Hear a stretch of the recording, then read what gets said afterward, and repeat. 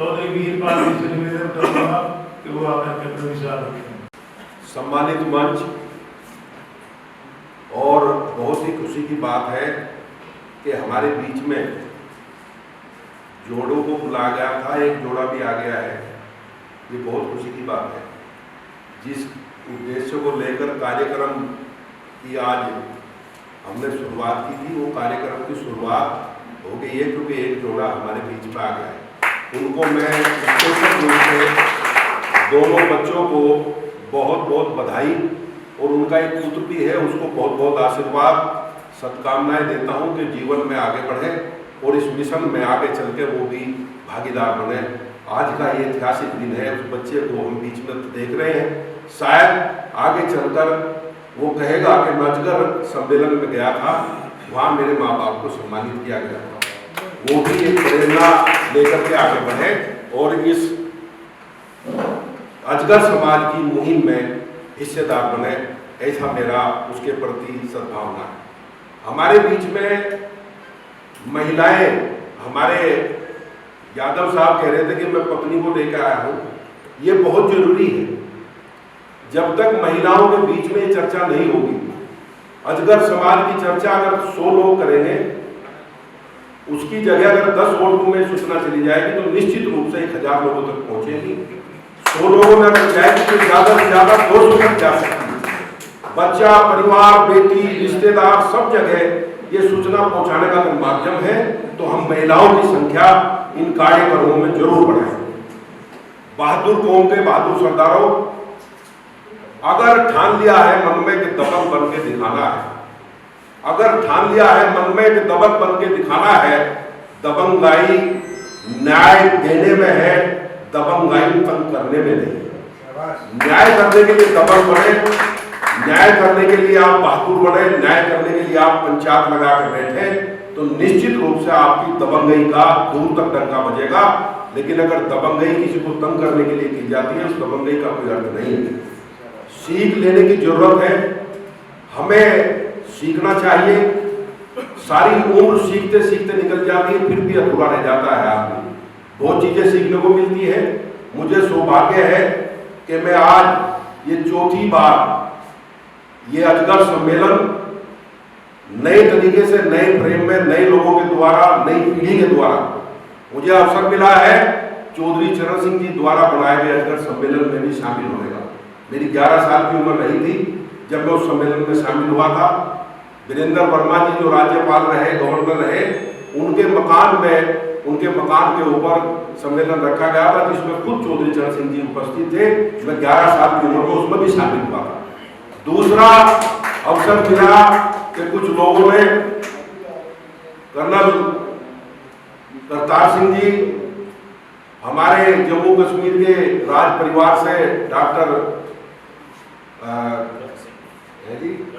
करण सिंह जी, उनका एक मंदिर है पुश्ते के किनारे, जहाँ आजकल ये मेट्रो स्टेशन है अक्षरधाम का, उसी के बिल्कुल विपरीत साइड में है।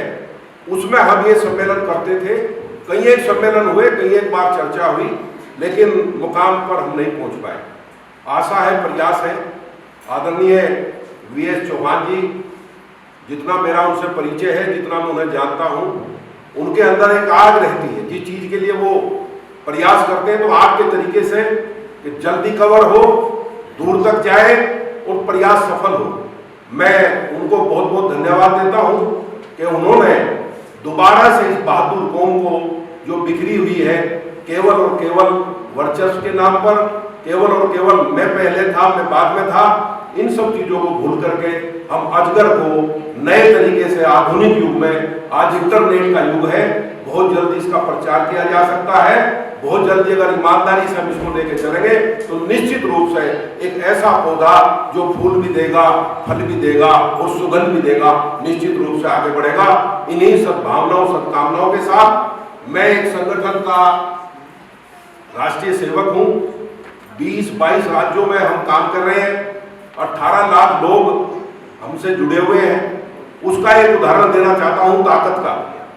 एक बच्चे का एक्सीडेंट हो गया रोड के ऊपर, चंदा हम किसी से लेते नहीं है, 1 रुपया बीरपाल जाटनाथ ने किसी से चंदा नहीं लिया। मैं सेवा करता हूँ अपने घर से, 20 दिन समाज में, 20 दिन घर में मेहनत करता हूँ अपने बिजनेस में, रोजगार में, और 10 दिन समाज में सेवा करता हूँ, अपने घर से खर्चा करके अपने घर से खर्चा करता हूँ। किसी से आज तक 1 रुपया नहीं लिया। लेकिन समाज में ताकत होती है।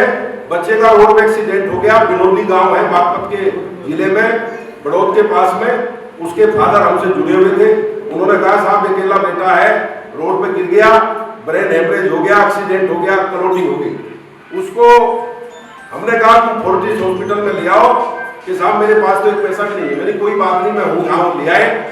मैंने अपना चेक दिया काउंटर पे, मैंने कहा भाई हम शाम तक अरेंजमेंट करा देंगे।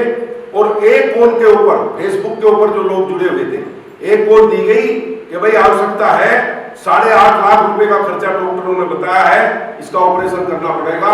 आप यकीन नहीं करेंगे, मात्र 4.5 घंटे में 27 लाख रुपया समाज में, किसी ने 20 रुपए दिए, किसी ने 2 रुपए दिए। उस लड़के की जिंदगी बच गई। दुआओं में याद रखेगा समाज को सारी जिंदगी कि मैं जब मरने की स्थिति में था, उसका परिवार जब बिगड़ने की स्थिति में था, उसकी पत्नी जब विधवा होने की स्थिति में थी, तो समाज ने एक छोटे से कंट्रीब्यूशन से इतना बड़ा काम किया। अगर ईमानदारी से आगे बढ़ना चाहते हैं तो निश्चित रूप से हम बहुत कुछ कर सकते हैं। समाज से ही डेमोक्रेसी है, डेमोक्रेसी से समाज नहीं है। समाज सबसे बड़ी ताकत है।